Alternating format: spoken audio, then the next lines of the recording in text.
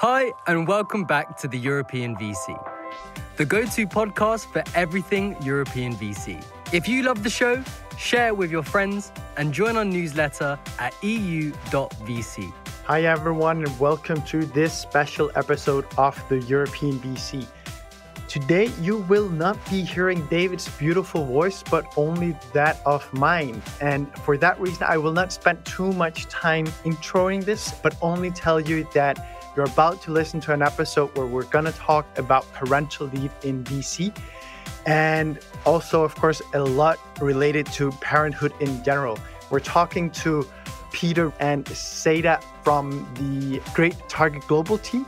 And I would just kindly ask all of you to really listen through this episode and use it to reflect a bit about your own policies and your own stance on this. Target Global is one of the largest and most successful technology investment firms in Europe with more than 3 billion under management and a portfolio of well-known industry champions like Revolut, Wefox, Delivery Hero, AutoOne, and many others. We're joined by Peter Roos, COO of Target, and he joined the firm 3 years ago to build out their Middle East activity. Since then, Target has made several investments in the region, including Fresha, Tarabut Gateway, and helped their portfolio expand to the region with companies like Rapyd opening up local offices, and most recently, Target also opened up an official office in Abu Dhabi. Peter is an experienced operator, having held senior roles at Johnson & Johnson, as well as having led diversified industrial businesses in both Germany and Austria. Seda, on the other hand, is head of marketing and comms, and she joined Target 2 months pregnant in January 2022. And she's responsible for ensuring that Target and its portfolio shine at every single opportunity. And what a work she does. Prior to Target, she spent 12 years advising private equity firms and hedge funds like Apollo, Pershing Square, and their brand positioning and corporate reputation. If you enjoy our content, do support us by hitting the follow button, giving us a review, and following the European VC on LinkedIn. And now, some words from our beloved sponsors. How are you currently reporting to your LPs? Is fund administration taking hours? Are you getting lost in spreadsheet version control? Well, Flow solves all of these issues and more, allowing you to unlock the power of your fund's data by consolidating your work streams onto Flow. Book a demo to learn about Flow's portfolio and fund management features and transaction infrastructure at flow.io/VC. flow.io/VC. Discover the tech and investment opportunities fueling growth across UAE, MENA, and AP-MEA regions at Expand Northstar and Gitex Global, now the world's largest tech and startup event. Join 1,400 exhibiting startups and 1,000 investors at Dubai Harbour from the 15th to the 18th of October 2023 to scout for your next big deal, connect with other investors, and meet public and private stakeholders to elevate your fund goals. Co-located with FinTech Surge and Future Blockchain Summit, and in association with Gitex Global, you'll be serviced with an agenda over 4 action-packed days, with a curated meetings program, the invite-only investor forum, the Venture Studio and Accelerator Summit, and additionally, exclusive satellite events for fund managers in town. Don't miss out and register now at expandnorthstar.com/EUVC.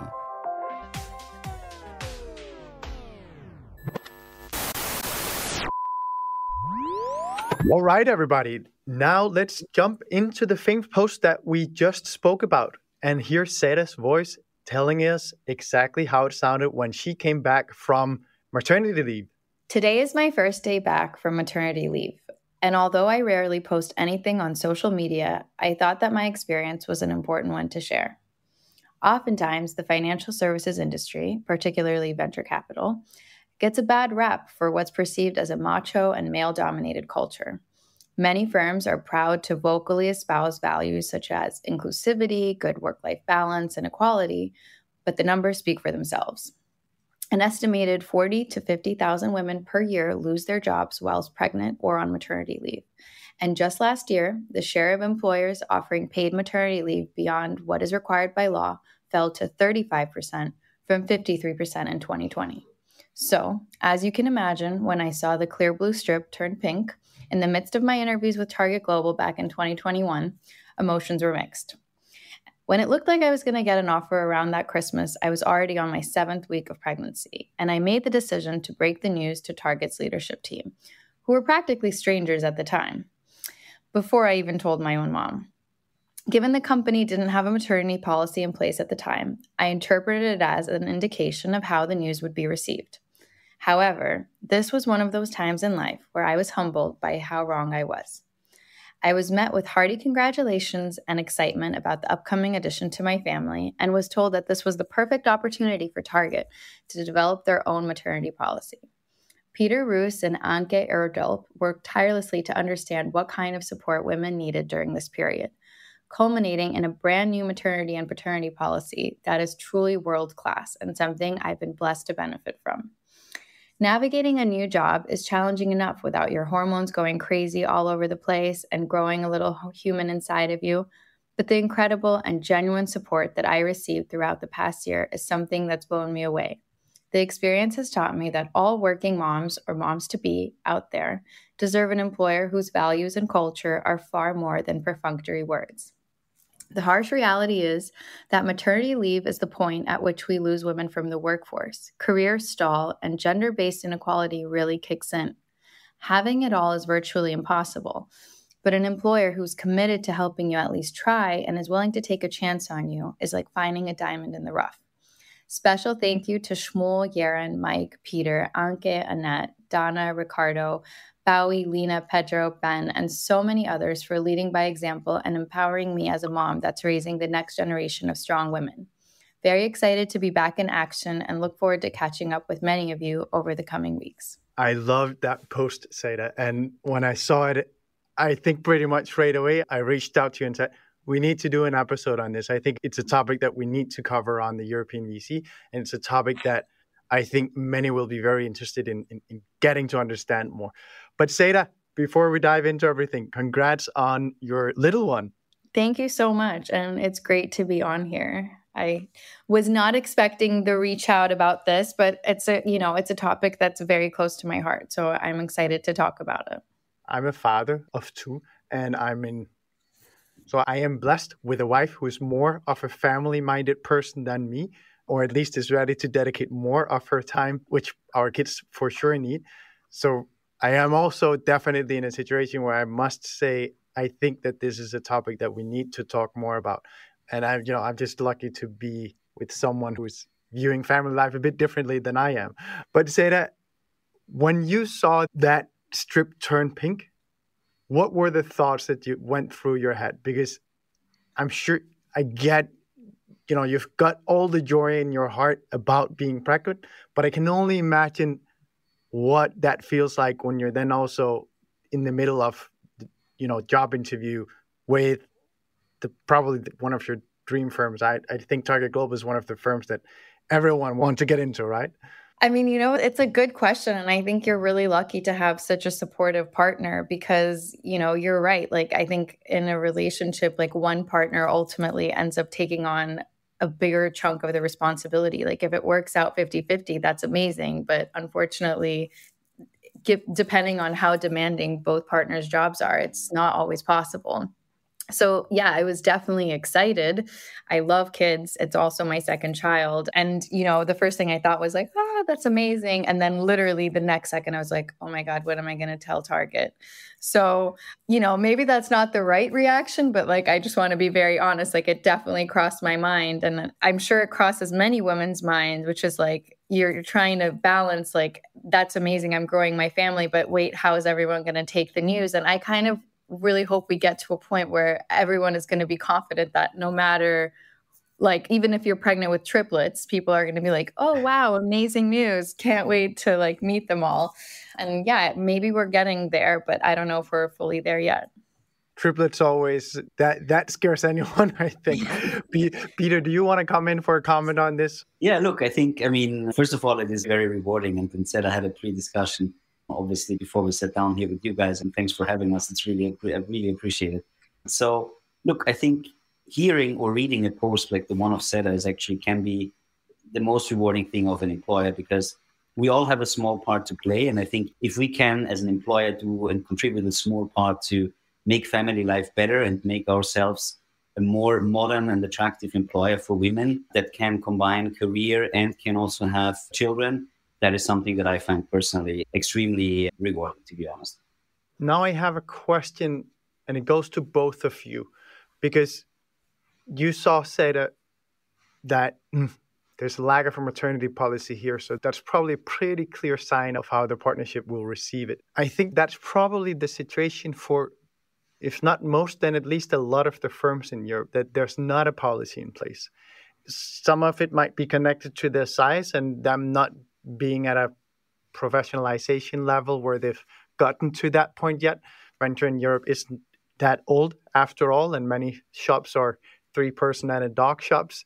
But still, in the absence of having a policy, I'd be curious to hear your take, both of you. How should VCs think about this? What can they do if they haven't done a policy yet? Or is your take, just get that policy done? It's not that much work. Setting a bit the context, I think it is also important to understand where in Europe you are, because the law is very different. And you will have a few jurisdictions where simply, talking about Austria, my native country, or Germany, or even France, where, basically the law provides already a relatively generous maternity policy. And I think where there you need to step in is probably a bit more on the parental leave side, where you need to say, what options can I give to the father to complement the legal situation? But I think if you then look at other jurisdictions such as the UK and many other countries in Europe, the situation is a bit different. And what was really driving us, we started in Berlin. So, traditionally our team was covered pretty well by law. And I think, if this is the jurisdiction that you operate in, maybe, there's less of an urgency in developing a parental leave policy. But I think for us, it was really like that we've reached a certain size and we've reached the coverage during certain jurisdictions. And one thing that were very important to us as an international employer was also to have a certain standard established, kind of a minimum threshold. And what was important for us was that we basically step in as an employer where we feel the law doesn't cover enough. And the idea was, in the end, when Seda joined and we said we have more team members for who this became relevant, we started to have a discussion about making sure that we, as an employer, support a guaranteed minimum standard. And this is how our policy operates. We step in where we feel the law is not covering sufficiently for making sure that you can successfully combine family life and professional life. And I think you mentioned something important there, which is also the management's stance towards, family in general. And I'd love to ask you a bit about that, because that, of course, is, where we're all struggling in the day-to-day to make sure that we're giving everyone the room that they should to be humans as well as employees. And I'd love to ask you both, how do you think about that? How do you deal with it at Target and make sure that it's more than just a policy? I think the policy is just the beginning, or maybe it's differently. Maybe it's a chicken or egg topic. Maybe it's a mindset topic, right? And I think, and I'd love to also ask Seda to kind of chip in here a bit. I think what is important is, having the policy is one thing, but then living it is another thing. What you will often see is you have in theory a parental policy, but fathers are being frowned upon actually taking time off, or you have a situation where there is a policy, but it doesn't cover all aspects, and then there's no flexibility. I think what is for us at Target is much bigger, and what stands above the whole thing is the spirit and the commitment of the firm to say we want to be an employer where women and men can combine family life and professional success. And I think this spirit and flexibility is something that needs to come from the very top of the leadership and needs to be lived and demonstrated every way. So I think it is much more important than just having a policy. I have to be honest, it's a very personal decision whether people have families or not, but I have to be very reassured by the fact that when I met these guys, they all had at least 2 kids. Some had 3 kids. And so I had to believe that on some level they wanted to have a family, because you can have 1 accident, but 3 seems like a lot, So I just assumed it meant, they're committed to building their own families, and they understand that it takes 2 to tango, right? So if they're building their own families and building their careers, the women should be able to do the same thing. And I was reassured by the fact that they really put their actions where their words were, They weren't just saying, yeah, we really care about family. Great that you're doing this. They were also doing it. And so it made it easier and it made it seem more possible. I'm curious because I'm trying to think about this in terms of Target being a larger firm and definitely some funds being smaller, have you, and I'm sure that both of you, given your work on this as well, have spoken to many that are, smaller firms, but are thinking about this. And what you always hear from smaller firms is, well, we can't really lose someone. And then they use that for all kinds of, apologies for not being progressive. Do you ever hear that in the market? Do you hear anyone saying that? And how do you respond to it? First of all, I think it does make a difference for people, and you see that, and it actually pays a dividend. So apart from the fact what I mentioned when we started our conversation, that it is personally extremely rewarding and heartwarming to actually hear or read a post like Seda's, I think we recently actually had an employee that had an offer from a competing firm, and he stayed because he said, you guys have a parental leave policy. He's an expecting father. So I would kind of call out to people to say, apart from the fact that I think it's more than just having a policy, and if we're honest, doing the policy it's not something that you cannot do. It's, I think, something you can make a priority. And I think it is worth making it a priority, not only because it's the kind of set of values that you want to demonstrate to your employees, but it can actually pay dividends, like in the case that I just described. So I think we all choose what we do every day and where we spend our time on. And maybe this is a topic that is sometimes underestimated, or maybe for some firms it's not in their values. But I do believe that there is not only almost an obligation as an employer to kind of support this change in society, but I think it can actually also pay off, and it can be time and money well spent. So in our research for this episode, we came across Carolina Kung's article from Frontline, and it was purely on maternity leave. And what she focused on was really trying to figure out how to set up a framework for firms to think about how to develop the mat leave policy. And we'll, of course, put this in the show notes, as well as also your own considerations in that connection, because I think it's incredibly important. So anyone listening and wanting to hear more about this, go check out on EUVC when we launch the episode. But in the framework, she states that the most important points to consider are time at full pay, so weeks paid versus weeks unpaid, time at statutory minimum, meaning how much salary you're going to receive in this period, time unpaid, holidays, do you accrue them or not, bonus eligibility, pension and carry, and maternity leave / paternity leave share. So how much do you get if you're a mother versus how much do you get if you're a father? I'm curious, is that framework missing anything? And how did you think about these individual elements? But maybe let's start in the beginning and say your grand scheme of considerations here. How do you think about it when you see this? I think that there's a lot of important boxes that are being ticked here. But again, I think it is very much about the spirit. And before we actually talked about the hard facts and what we want to do and what we want to do in terms of compensation, I mean, apart from the fact that we actually did a lot of research on what is, policy in other firms, what is best practice, what is the difference in different countries, what is the minimum that is guaranteed by law. But apart from that, we thought, what kind of organization do we want to be? And I think here the point is, we first of all wanted to make it very clear, and that goes to a lot of the points that you said. A mother or a father should not be punished at work for having a child. I think that is something that is very important. I think we all know, and being a father myself, and I think Seda can testify to that, it's a hell lot of work. So if anything, I think your employer should, as far as possible, make it easier for you and not harder. So, for us, like breaking carry vesting or, taking away people's bonus, which kind of may make them feel rushed, they need to come back to work, or cutting their salary was something that was kind of off the table. But for us, even more important was it is sometimes the small things that are potentially not even in the policy, right? And they are maybe missing here. It is allowing a father to take his wife to an appointment with a doctor, right? Which is something that is maybe a small thing for a firm to do, right? The guy is out for 2 hours, and it's usually people that work beyond office hours. And, for people, it can be a big thing. Or, sometimes something that is often not talked about very openly in society, things don't go so well.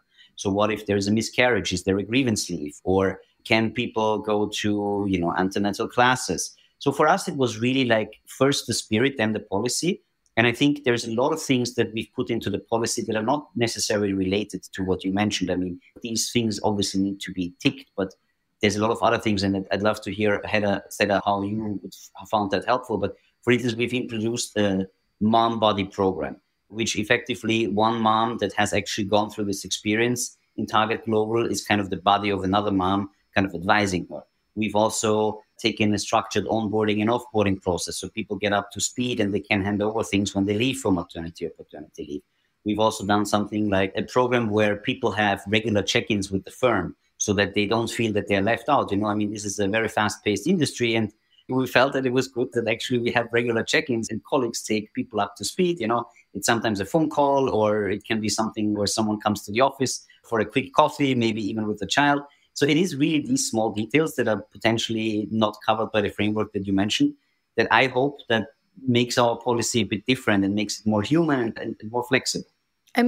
Also just touching upon what you said earlier, about small firms using the size of the firm as a reason to not invest in a policy. I think as we've all discovered in our careers, people think they're irreplaceable until they're not. And, I think if a team is willing to put in the effort to close the gaps and say please enjoy this time off, we'll fill in on this. It's not part of our job, but we're all in this together.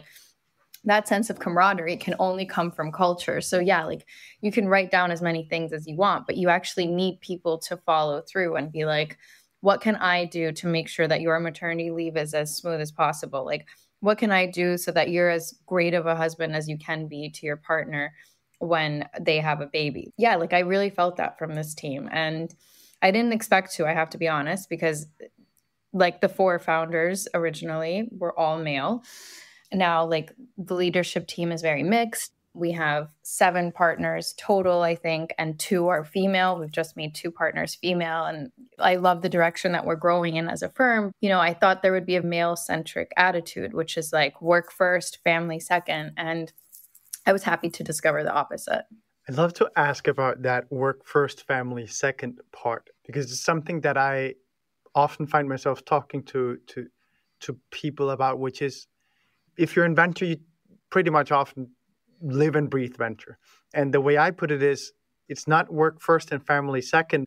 It's just that the two are so intermixed. And I think that you've also spoken a lot about that here, that it's about giving that flexibility to say, well, if I need to go to ballet class with my daughter during work hours, it's not necessarily a problem really, because we all know that I'm working hard in the evening.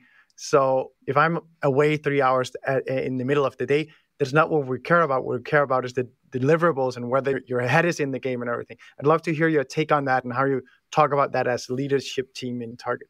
I think this is a very important point that you're making. And I think there needs to be a common understanding that there is not a stigma in terms of leaving early, right? There needs to be enough trust and culture in the team that everyone understands that they are hardworking, right? I think there is no one that has a concern in our office that people are not hardworking. But I think in order to create this culture, and I think we all know culture eats a strategy for breakfast, or policy maybe in this case, I think the reality is that you need to live and breathe it every day and people need to see it. So I think it is also our job as leadership of the organization to do these kind of things, because then people feel it is actually okay to do something that is very important for me. And I think what I think makes Target for me and made it since I joined a very special place is that, of course, we expect a lot from our people, but I think we also give them good sense of autonomy and freedom. And I think this is the spirit that exactly what you mentioned in terms of what counts as the deliverables and not sitting in the office, right? And I think if you treat people as mature human beings, usually they act like mature human beings. And I think this is what you see, right? So if you give them freedom, and I mean, we all work at a certain level, then people will not abuse it. And I think, again, it is a mix of demonstrating and walking the talk every day. And I think this is the most important thing, because I would argue, coming back to your earlier point, just having a policy, which is a piece of paper, is not going to cut it. It is much more about the culture that embraces this policy than the policy itself. Could I ask you, Peter, just to give us the top line info on the company policy that you have? Because I think it's very interesting, and we'll put this, of course, in the show notes as well. But I think it's super important that people, they hear us, espousing all these great values. But what does that mean when it comes down to that piece of paper that we're quick to say isn't that important after all? But, I think it's worthwhile just stating for everyone to hear. I think the underlying understanding is that every expecting mother has 5 months of fully paid maternity leave. And I think, again, the way this operates is there are some countries where it's fully paid by the government. And then there's some countries where, for instance, in the UK, where after 3 months, the government pay decreases, and then we step in and basically cover the difference. Equally, we have 2 weeks of paternity leave. So young fathers get to spend the first 2 weeks with their children, with their family, helping out, bonding with the child. And then I think I've touched upon, and then of course the hard facts we talked about before is like holidays remain untouched. They keep accruing. We don't have any issues with or any changes in the vesting of the carry. There is no, bonus cuts or anything like that. So basically people are completely compensated as if they were working, and the same applies for all the other benefits, insurance and everything. So people are really put in the same situation from a compensation perspective as if they were working full time. And then I think a couple of the other things that I mentioned before is there's a structured on and off boarding. There is a buddy program. There is a, weekly or bi-weekly check-in. I remember I was checking in with Seda because she had a massive fear of missing out, calling me always about what was happening at the firm. So I had to, it was at least done in a structured way and we could keep her away from the workplace. Then, of course, as I said before, there's the less fortunate aspects of, parenthood sometimes where you say, there's an adoption, of course, then, we also support and treat an adoption like we do treat the naturally born child. If there's a miscarriage, there's a grievance leave for that. So these kind of things are the stuff that goes around the policy and around the pure compensation package, which obviously matters to people, as you rightfully said. The reality is it is kind of lonely, like being the parent that is used to traveling the world and going to important meetings, and suddenly your day and night revolves around feeding a baby and changing a diaper. So I definitely look forward to my catch-ups with Peter, and I would always want to know all the little bits what's happening in this office because Peter has a very fortunate position where he's based in the Middle East, but he gets to travel to all the offices because he needs to make sure everything is working. So he's the perfect person to get a pulse of how the company is doing. And he made me feel I didn't miss anything at all. And I'm very grateful for that. I actually had 2 buddies, which is even better. Peter was my official buddy, but then he was I think you need another buddy, a female perspective. And I was do I need this many buddies? He was yes. And actually that worked out really well because Anke was my second buddy and she had already had a baby the year before. And even though this was my second child, it was my first baby at Target. So she was always reassuring me. She was I know it's very important, everything you're doing, but just relax, take a break. Always good to hear it from someone rather than being so when are you coming back? Now I'm going to put you a bit on the spot here. While you're looking and set 2 weeks of fully paid paternity leave, I thought, isn't there something with an EU directive that says men will now receive 24 weeks of the leave? And if it's not taken by the father, it is lost by the child. I am hugely opposed this law or directive. But what the EU is doing there is really pushing us all towards giving men more leave. And I've always thought that, anything voluntary, I love. Anything that is less voluntary, I'm quite a big opponent of. But I'm curious, when you see that 24-week by the EU being what they're pushing us towards, and then your 2-week mark, does that give you cause to think maybe we should look at that balance? Yeah, I think definitely. And I can guarantee you there was a lot of debate around this topic. And I think if you think really progressively, you could say that it should be the same. If you really want to be on the same, if you will even go to extremes, right? I think the point here was, and again, I think this is the spirit of our policy in general. We wanted to set a minimum standard across our offices. And I think the important point here for us, especially with the topic of parental leave, right? And let's park the topic for regulation for a second, because that's a very different discussion. And I'd be happy to have this conversation with you because I have a very clear opinion here as well. But I guess that's out of scope for this conversation. I think we wanted to make sure that fathers actually take this leave. And we know that there is a very strong tendency, and I've seen that in previous employers, that either you're in a situation where the company actually, as I said, frowns upon fathers taking it and saying, why is this guy actually going? It's a bit of a softy thing. He shouldn't be. And I think that for us, it was important that this is a policy, again, coming back to what we said before, that is lived and breathed. And we thought that 2 weeks is a good starting point. Is that where I would like to see us in 5 years? Potentially not. But I think to us, it seemed much better than having 2 months, 3 months, and people don't take it and potentially don't take a parental leave at all, or a paternity leave in this case. And I think this is the reason why we opted for this version, which is for me certainly not the final stop, but which is something that we really see that is done now across the organization on all levels, and people stick with it. And I think that is a very important step towards the right direction. Is it the final step? I don't think so. I mean, I think like also it's important to note that for a long time, this like the whole concept of family leave was very stagnant. Like if you were a child raised in the 80s, 90s, even the beginning of the 2000s, this wasn't even an option for our parents. Like everyone left at the house at 8 and came back at 6, like, and every single day. There was no working from home, no flexible working. Like, you know, that really was the reality for several decades.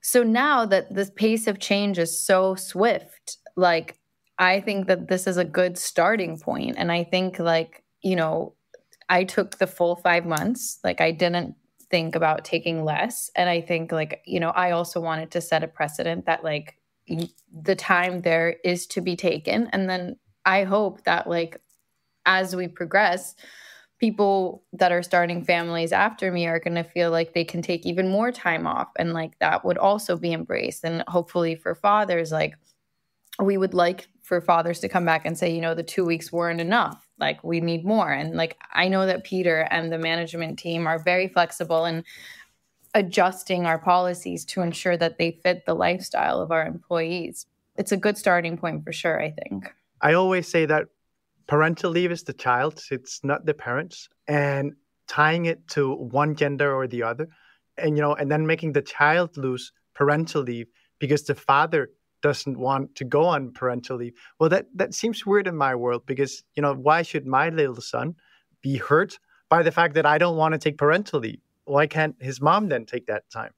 And that's just, to me, something I do not understand. Yeah. Apparently, it's not enough that he's unfortunate enough to be born my son. So that's very self-deprecating, Andreas. I'm sure he loves you a lot. Yes, and I am a very big family man. After all, I know that's not what so I don't want to go out and espouse that because I am definitely very fortunate to have my wife, and my son and daughter are very happy to have my wife as their mother, because she's definitely spending more time with them than I am. And I think I hate people that don't recognize that and act as if they are, you know, as much there as their significant other, when in fact they're not. So that's why I'm trying to be a bit self-deprecating here, Seda. I have a question, and that is, again, connected to the Frontline article, because they wrote in it that Leila Sagna is, you know, one of the, you know, from Kindred, is very well known for talking about moving beyond just the concept of maternity leave, but to family leave and thinking about, you know, the long-term commitment of being a parent. So toddler leave, teenage leave, adult leave, all those things. I love to ask you, and we've talked a bit about grievance leave as well and so on, but I'd love to ask you guys, how do you think about that? And are you already there where you're making that type of policy, or is it more something that is dynamically developed within Target? Well, I mean, the thing is, so I love all the points that Leila touches on, and she's an amazing role model for women, clearly, because she has 3 kids and she's running one of the most special and high-performing funds in Europe. So huge kudos to her. And obviously, I think it's important to pay attention to what she's saying because, you know, building a family is a lifetime commitment. It doesn't end after the pregnancy and the birth. Like, that's just the beginning. You have then 18 years and then possibly 50 more, depending on how independent you raise your children to be. You know, I know lots of 40-year-olds that still live with their parents. So how much time should those parents be asking for time off? But what I wanted to say is, like, that isn't even the only consideration. I would also talk about, like, you know, we're also children, right? So our parents are getting older. A lot of us, it's going to fall on us to take care of our elderly parents, right? So, like, how do you ask for leave for that? I don't know that many companies that have factored in that component of, like, aging families and someone being a prime caretaker for that, because that's a huge responsibility. And I think that's something we need to think about. And then, you know, like, families look very differently. Like, and luckily we live in a time when, you know, you have single family households, you have kids being raised by grandparents, single dads, single moms. Like, I think policies need to be cognizant of, like, the fact that families look and take the shape of many different things. And you need to have policies for every type of scenario so that no one feels like their family structure is any less worthy of having support. I think that's something important to note. And I agree with that. I think to the topic of policies, I think, first of all, I think, Seda, you made a very important point in terms of saying there's more than parenthood in family life, and I 100% agree with that. And I think just thinking also about cases that we had in our firm, what I'm really happy about is, and this is potentially also the origin of policies later on, like we are able as a firm to kind of flexibly decide and be adjustable and appropriate to the situation, right? I think if there is a need, we need to be open. The policy needs to be that we are open to these kind of things and this kind of thinking. And I don't think you're going to be able ever to have policy for every single case and everything in the firm. And this is, again, what I said at the very beginning. It is much more important to have this set of culture. And I think I'm very proud to say, because I think we had a lot of cases. Unfortunately, we had people, that were very sick, or we had people where their parents passed away.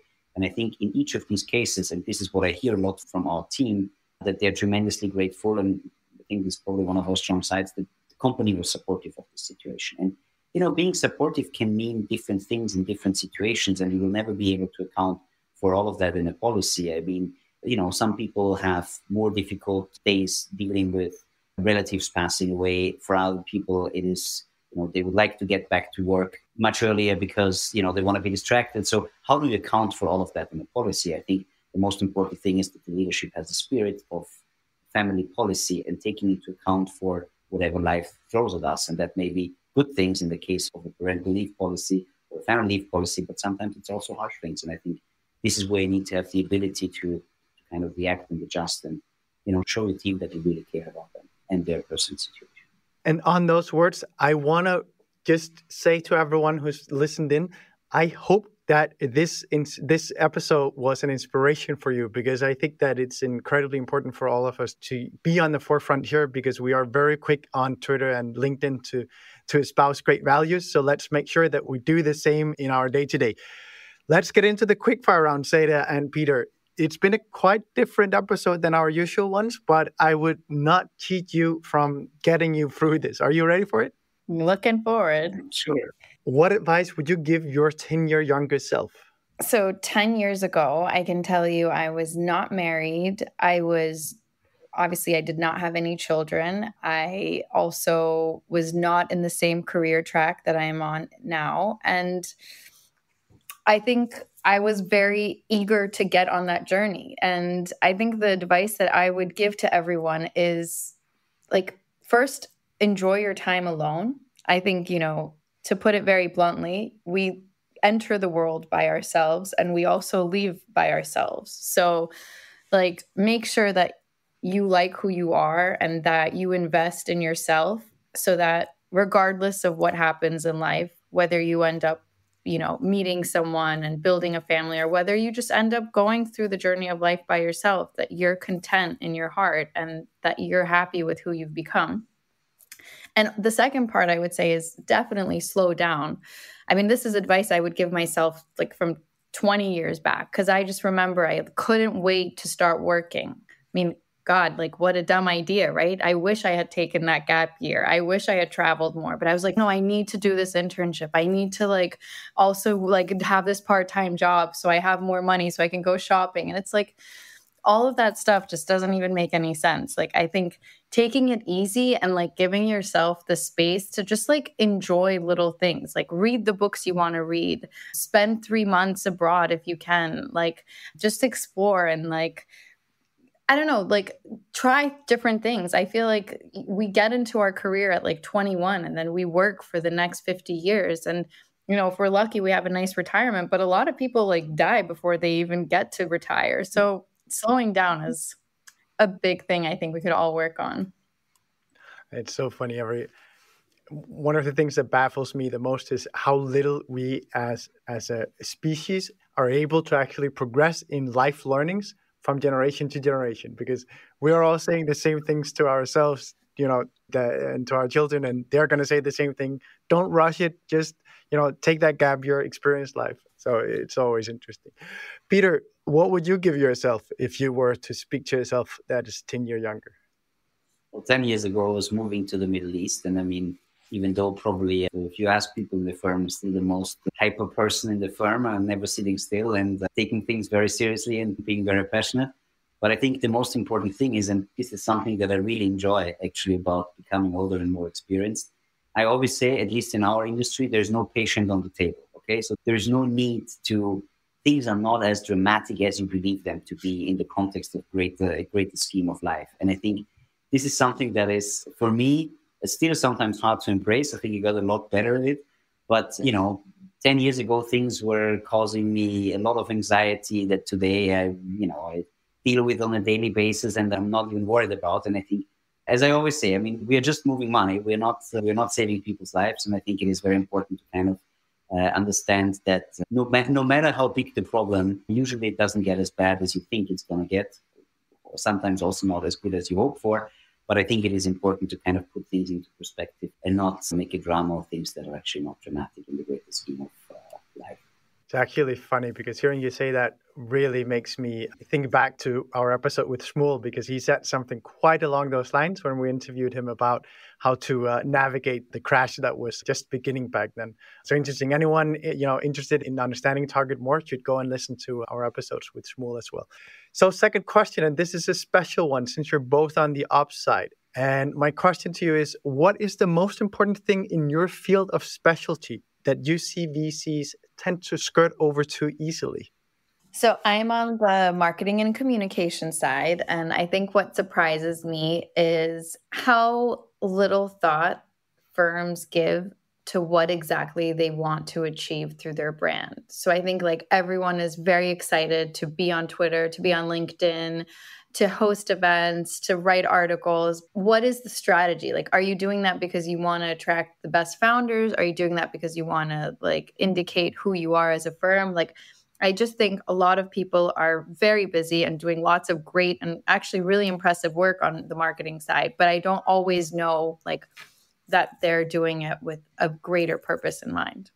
As the man in the machine room, as I always say, that's supposed to keep the well-oiled machine going. I think actually policy is it's a very obvious answer today, actually. I don't want to say a parental leave policy, but I think I want to go a bit further. I think this is an industry that has seen a tremendous growth and pace over the last couple of years. And I think it is very easy to overlook the housekeeping, the kind of housekeeping that we want to do, build proper process, make sure that you have, processes in place that actually make the firm more efficient. And I think this is something that tends to be overlooked, right? Process does not mean bureaucracy. It actually means making sure that people can take decisions and the firm can take decisions efficiently, right? People look at the right stuff. And I think it is very easy also as someone who's lived in the Middle East for 10 years, here also hyper growth is the norm. And then, of course, things can easily get messy. And I think we're actually now at a great inflection point where we can use the time to keep the house in order. And then I think this is something that can really bring a lot of benefit. And maternity policy or parental leave policy is a small aspect of that, but it's actually very symptomatic for that kind of things. And I think this is at least what we are doing at Target, trying to really, drive the efficiency of the firm, clean up the house, something that you cannot do when the world runs at 210 kmh an hour. And I think that is something that I would really believe is of value, at least to us. What's the most counterintuitive thing you've learned in venture? And let's start with you again, Seda.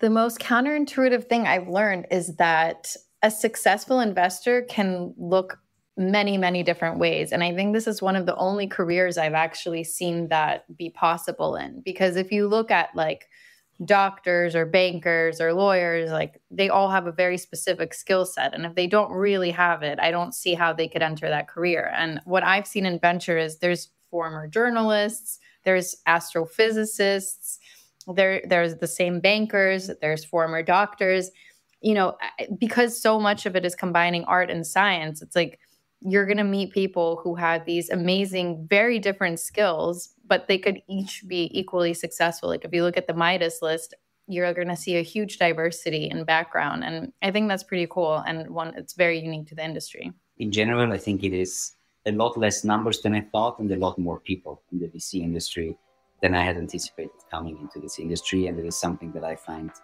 wonderful. Thank you, everyone. Thank you, Seda. Thank you, Peter, for joining us. It was amazing. Great to be on here. Thanks, Andreas. It's been lovely. Thank you.